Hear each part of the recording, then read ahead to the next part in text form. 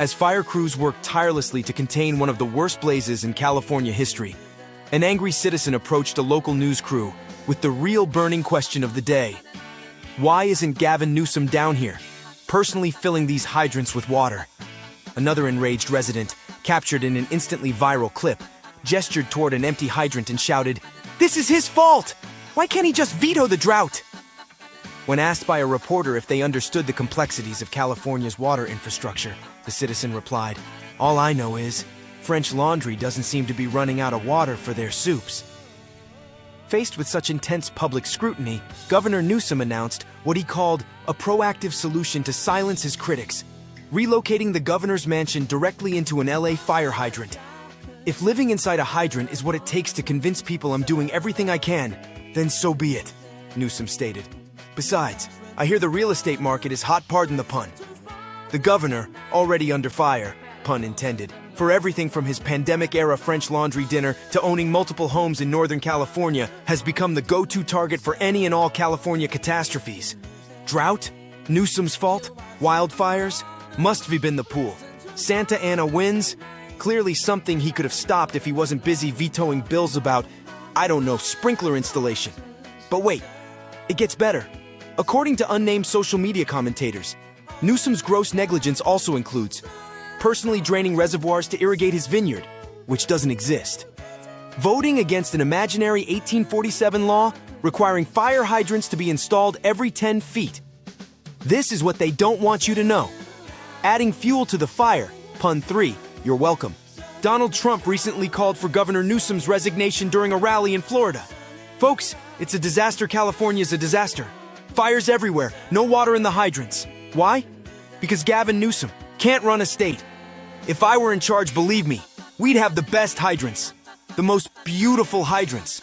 Water would just flow out of them, non-stop, Trump proclaimed, gesturing like he was conducting an invisible orchestra of hydrants.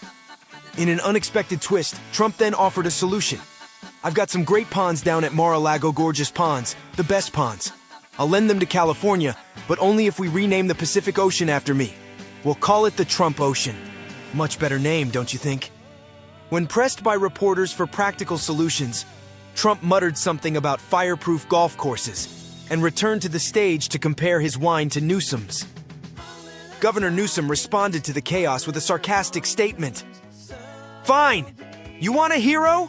I'll refill every reservoir myself with my trusty Yeti cup," Newsom declared during a press conference, dramatically holding up the well-known travel mug.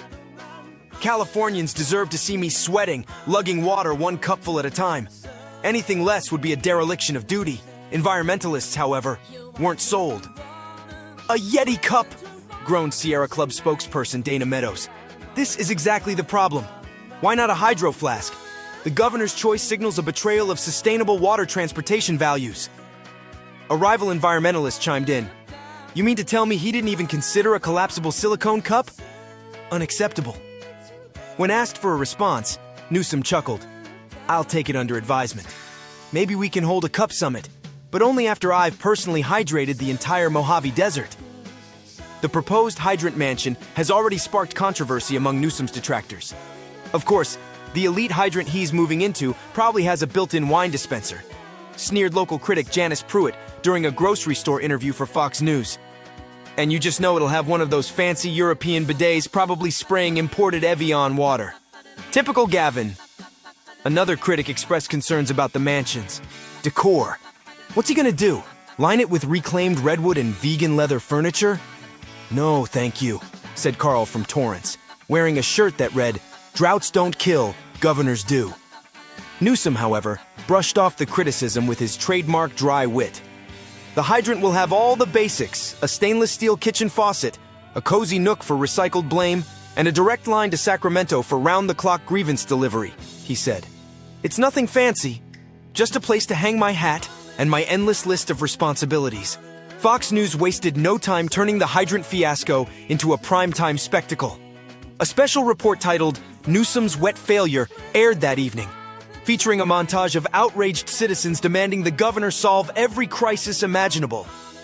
One clip showed a man holding an empty garden hose and yelling, "Where's Newsom now, huh? Bet he's too busy vetoing rain to care about real Californians." Another woman, clutching a bottled water, exclaimed, "How come he has water for his pool? My hydrant is completely dry and my dog is staring at me as if I'm the source of the issue."